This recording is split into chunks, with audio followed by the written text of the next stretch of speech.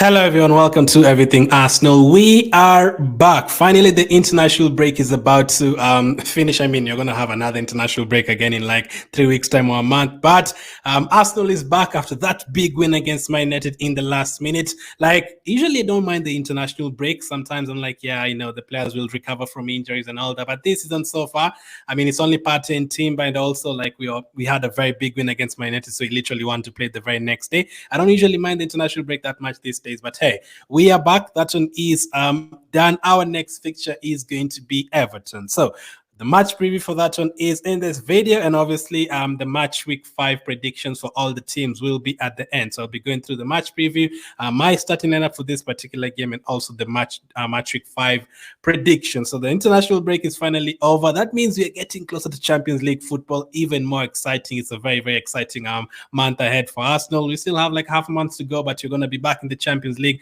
We are going to have Everton, and no, not an easy game. Now, it's supposed to be an easy game for us, but somehow it's not an easy game. Like, considering in the next three out of the next 4 games, we are going to be playing against Tottenham at home. You're going to have Man City at home as well, and you're going to have Chelsea away from home after the next international break. I don't want to disrespect Everton, but this is kind of the last easier game that we have before facing the likes of Man City and the likes of Tottenham. So this is a game we have to try and win. The only problem is our record away at Everton is absolutely horrific. Like, we haven't won there since October of 2017. That is 6 years ago. That is the last time we went to Everton and won. This is how crazy that is. The last time we went to Everton and won, the players that started that game and the players who were on the bench, so the 11 who started and the 7 who were on the bench, 18 players plus the manager, none of them is at Arsenal right now. Not a single one. Not Alexis Sanchez, not Ozil, not Lacazette, not Iwobi, not Holding. No one who started that game that day or was even on the bench that day is at Arsenal right now. So basically the whole team that we have right now, none of them has ever won at Everton in an Arsenal shirt. So that is something we have to try and do. Another thing is going into the Champions League next week, and also going into the London Derby, North London Derby next week. We want to go into those games high on confidence. We don't want to lose to Everton and then go into the North London Derby and then play in the Champions League. I mean, sometimes you might argue that if you lose a game, the next game being the North London Derby, maybe that will boost your players even more and they want to bounce back. But no, we want to keep the run going. 3 wins, 1 draw to the first 4 games. By the time we play against Everton on Sunday, they've put it as the last game on Sunday, just like the Man United game last time out. Liverpool will have played. They could be on 13 points. Tottenham could be on 13 points. They are playing Sheffield United. Liverpool are playing Wolves. Man City are playing West Ham. They could be on 15 points. So by the time we play Everton, Man City could be 5 points ahead of us. Liverpool and Tottenham could be 3 points ahead of us. We don't want those teams to get too far, especially Man City. We don't want them to get too far. So this is a game that we have to start and win it. Whether it's after those other teams have won or lost, we have to capitalize if all 3 of them haven't won, or for some reason 2 or 1 of them hasn't won and only 1 team has won. We have to capitalize. We have to. And if they all 3 of them win, then we even have to win even more. Now, the problem is, as I said, we never win at Everton for some reason. Now, literally, this was the last time we won, as I said, in 2017. This is our squad. Those players, none of them is here. Last season, we went to Everton, having won like every single game. We were unbeaten in 13 games. The last time we had lost a game was in September. This was February when he played Everton. The last time we had lost a game was back in September against Man United last year. So October, November, December, January, no games that we had lost. And then we play Everton. Everton themselves hadn't won a single game in 8 games. The last time they had won was also in October. That was the last time Everton had won a game. Now, there was that managerial bounce, new managerial bounce. They had just brought in Sean Dyche. So I was a bit right because they had brought in a new manager. But after the run that we were on, winning every single game and drawing a couple here and there, and then basically losing, like out of the 8 games that they had gone without winning, they had lost, I think, 6 or 7 of them. So they were very, very bad last season. But we went to Goodison Park and they kept a clean sheet against us and they beat us 1-0. And from there on, I think we went on and drew with Brentford and lost to Man City, went to second place. And then after that, we went back to first place. But this season, we have to change that that record against Everton. We've managed to change records against Man United recently. We had gone like years without winning at Old Trafford. We've managed to win there recently in 2020. Chelsea had a very terrible record there recently. We've won 3 times at Stamford Bridge. We still haven't won at Liverpool and Man City and Everton now. So we have to try and go to Everton. This is not even try. This is a game that you have to win. I've watched Everton twice this season. The most recent game that they played, Sheffield against Everton, and they were was it a 1-0 down or something? Basically, they conceded fast. They concede fast. I remember Danjuma scored for them, and did they score another goal? I don't remember in detail, but I know Sheffield United, their new striker, I think it's called Archie, had a very good game against Everton. The other games against Fulham and was it against Fulham and some other team as well? I think it was Wolves. Everton actually played well. They created several chances but missed. This game, we can't allow them to create the chances because they might score this time around. The only thing with Everton is their midfield. They somehow use normally outrunners, like with Onana and Idrissi Gana again, all those guys, Doucouré, they usually manage to out-battle us in midfield. Now, this time it could be different. You have the likes of Declan Rice now in midfield. Maybe that could be different this time, and it has to be different. We have to take our chances. I remember a couple of seasons ago, we went to Everton in Ketia that had all alone in front of the goal, and he missed it. Like, so such kind of chances away at Everton, and then after that, they score and they make it 1-0 and game over. This time around, you have to go there and from the first minute, you hit them. Like, you dominate position, create several chances, try and score 2 or 3 goals. Now, I know the Premier League is not as easy as that, as in let's score 3 goals and then we sub players off and keep them fresh for the Champions League. It's never that easy. Like, even if you watch Man City, most of the times they're usually like 0-0 at halftime or 1-0 at halftime, and then they come back in the second half and finish off the game. A good example, I think, was last time against, was it Fulham or someone? They're like I think they were 2-1 ahead at halftime, and then in the second half they come back and score 3 goals. Like, that is how the Premier League is. Like, it's not as easy as we want it to be. But if you can get like 2 goals in the first half and 1 early on in the second half, or get a 2-goal margin by the time you get to the second half, then maybe you can start resting a couple of players like Saka and bring them off and be ready for the Champions League against PSV. You're going to play against PSV, and PSV are very good, by the way. We are playing at the Emirates Stadium, yes, and you don't want to start the Champions League season back after 6-7 years with a loss. PSV have not lost a game since February, so they're no joke. So it would be great to go there with a fully fit squad, and the first way you can do that is by winning this game early and taking off our important players. So let's see. Which squad would I go for in this match against Everton? I've watched the recent international break. Most of our players did very well. Tomiyasu was incredible for Japan. 2 games. One of them was against Germany. Havertz actually assisted up against Saliba. He was up against Saliba, one of the best centre-backs in the world, and Havertz still managed to get an assist. Trossard scored a very good goal. Saka was brilliant as always. He started the first game. He came off the bench for the second one. Or am I forgetting? Odegaard scored for Norway as well. Gabriel kept a clean sheet last night. I watched most of those players. Gabriel kept a clean sheet last night against Peru. So most of them are doing well. I think Martinelli came off the bench too. Most of our players did well in the international break. So hopefully can carry on that form to the Premier League. So which squad did I go for? In goal, I'd stick with Aaron Ramsdale for sure. It's going to be very interesting to see whether David Raya is going to come on for the Champions League fixture next week. But Ramsdale sticks in goal for me. I think he's incredible as always. He's just been voted for the Yashin Trophy. There's a reason he's on that list, because he's a very good goalkeeper. Some people still feel like he's not a good goalkeeper. I don't know why, but for me, he's still one of the best goalkeepers in the league, and I would start him in goal. Now, back 4. We don't have that many options now with Timber out and players like that, and Holding has left as well. But we have our usual back 4. We also have Tomiyasu, if he prefers. He played real well in the international break. I picked up the man of the match in his last game, I think against Turkey. We also have the option of going someone like a Kivio, but I would stick with the same defense we went for last week. That is Zinchenko. I even forgot Zinchenko as well. Zinchenko scored against England as well. So most of our players did very, very well. So I would start him in this one. He played all 2 games for Ukraine, and I'm always worried about Zinchenko's injury. So those Zinchenko's one of those players, like if you have like a 2-goal lead in this game, I take him off immediately because of the injury concern and also Champions League football coming up. And I'm actually doubting, will he actually start? This is my lineup, but I don't know if Ate is going to start him. He could sit as, hey, we want to dominate position against PSV in the Champions League, and Zinchenko has just played 2 back-to-back games, plus the United won 3 back-to-back games. Let's trust him for this one. This is a tough Everton game. Aerial balls and all that. Let's start with Tomiyasu Kivio. That could be a way you could go for. But for me, I'd start with Zinchenko, and then centre backs, I'd go for Gabriel and Saliba. Gabriel, that offside trap he played against Man United, incredible.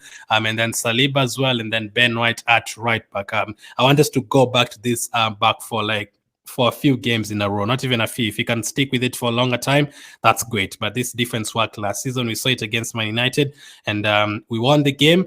Usually with this squad, we usually win the game. Even if you concede a couple of goals, you conceded 1, but you still usually win the game. So that would be my back four: Zinchenko, Gabriel, Saliba, and Ben White. And then midfield becomes very interesting. Which midfield should we go for now? Players like Rice are there. Another player, 10 out of 10 against Man United. I saw him for England again recently. Very, very good player, man. Like, I still can't believe Declan Rice plays for Arsenal. Like, he's genuinely very, very good. Odegaard as well scored for Norway. Will Havertz start again? Does Fabio Villa deserve to start? When will Smith Rowe get a chance? Trossard scored during the international break. Will he start? Jorginho, is he going to start and give Rice a rest for the Champions League? Who knows? So which midfield would I go for? Now, personally, obviously Declan Rice starts, but who else? This is my midfield. So Declan Rice, Martin Odegaard, obviously, and I would give Trossard a chance in this one, in that number 8 position. He played like right behind Lukaku for Belgium when they played Estonia recently, and he scored a very good goal from outside the box. He's very capable of shooting. Now, you see, Trossard, if Trossard gets a chance outside the box there, like, he'll whip it with his right foot, whip it with his left foot. That is one thing I love about him. And him playing as the number 8 as well for this particular game, it allows him to also drift to the left side and put in those good crosses that he usually has.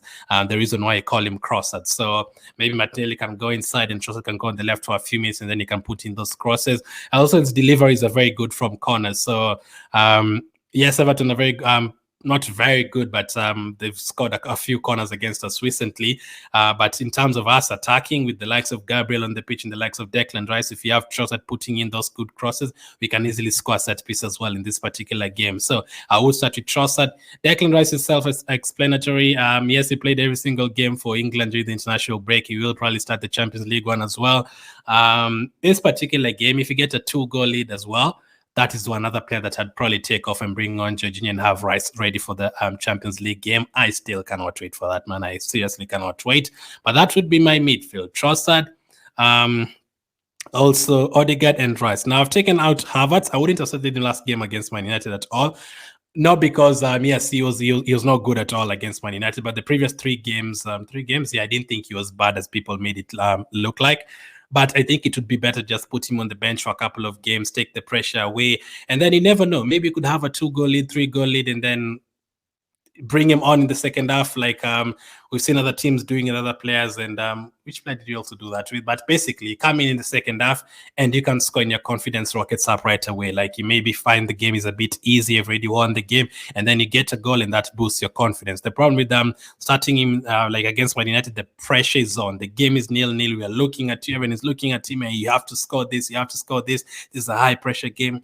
But against Everton, if you have a comfortable lead, you bring him in the second half, and maybe that could change it for him. And then if he scores, all of a sudden his confidence is up. And then I actually would start him in the Champions League against PSV because he has that experience and all. I would start him in the game against PSV. So for this particular one, I would have him on the bench. So that would be my midfield. And then my forward line, Bukayo Saka, obviously, Martinelli as well. And then up front, I will give Jesus a start. I think this would be his first start in the Premier League this season. Ketty has done well, obviously.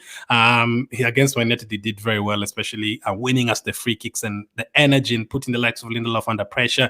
He almost won us the game against Fulham. We conceded later on. Against Crystal Palace, he won us the penalty. The first game against Nottingham, he scored. So he got a call-up for England. Didn't get the minutes, but at least it did get that call up as well. So I will start with Jesus, Martinelli, and Saka in this one. Martinelli came on for Brazil. Saka started the first game for England. Another player that if we get a comfortable lead, you definitely take out Saka and rest him for the Champions League. I think he's now started like 85 or 86 games in a row. That is crazy, and I don't think he's going to be on the bench anytime soon. Everton, Tottenham, Man City coming up. I think he'll start every single one of those games. He could easily get to 100 games started. So hopefully he stays fit, and hey, let's see how it does. For Martinelli, he's not been at his best so far this season. I don't think he's even scored a goal. Yes, I don't think he's scored a goal this season. Saka has a couple. Odegaard has a couple as well. So hopefully Martinelli can get on the score sheet in this one to boost his confidence. Jesus has scored as well. So it's only Martinelli in that forward line who hasn't scored. So I would go, hopefully Martinelli does score in this one. Then on the bench, this is the bench for this one. Obviously, Raya, Kivio, Tomiyasu, Jorginho, Fabio Vieira, Smith Rowe, Havertz, Nketiah, and Nelson. Pat is still out injured, and that is basically the only bench players that we have at the moment with Pat and Timber injured. We could bring in a couple of youngsters like Souza and Nwaneri, but this one I think Kivio can come on and cover back and cover fullback as well. I would be a comfortable lead and take off Zinchenko to rest him for the PSV game. Tomiyasu has been great for Japan. He could also come on. Jorginho, Fabio Vieira has been very good. Some people believe he deserves a start. I wouldn't mind if he actually starts in this one. Smith Rowe as well. I can't wait to see him. Havertz, he will get a chance, by the way. Smith will definitely get a chance. There's a lot of games coming up. Havertz as well, bring him off the bench for this one. Nketiah as well, if you need a goal. And Reece Nelson hopefully can come on for Martinelli or Saka, one of them, if you have the job done. Or even for impact. I mean, most of those players can come on and make an impact, as we've seen with the likes of Fabio Vieira and Nelson in the previous few months in the previous season. They can come on and make an impact. So that would be my starting lineup. My prediction, you will find out at the end what my prediction is. So I'm not expecting an easy game in this one at all, but this is a game we have to win. We have to win it. They've beaten us way too many times recently, even when they're out of form and we're in the best form of our lives. We have to end that Goodison Park hoodoo. So my predictions for this week, I went for West Ham to beat Luton Town 3-0. That didn't happen. They won 2-1, so I got 1 point for getting the correct results. I went for Everton, Sheffield 1-1. It actually ended 2-2. I went for Brentford to beat Bournemouth. Bournemouth picked up a draw in that one, 2-2. I went for Tottenham to beat Burnley 2-1. Tottenham thumped them by 5 goals to, so 1 point for the result there. I went for Chelsea to beat Nottingham Forest 3-2. I should have known. I should really have known. Nottingham won that game 1-0.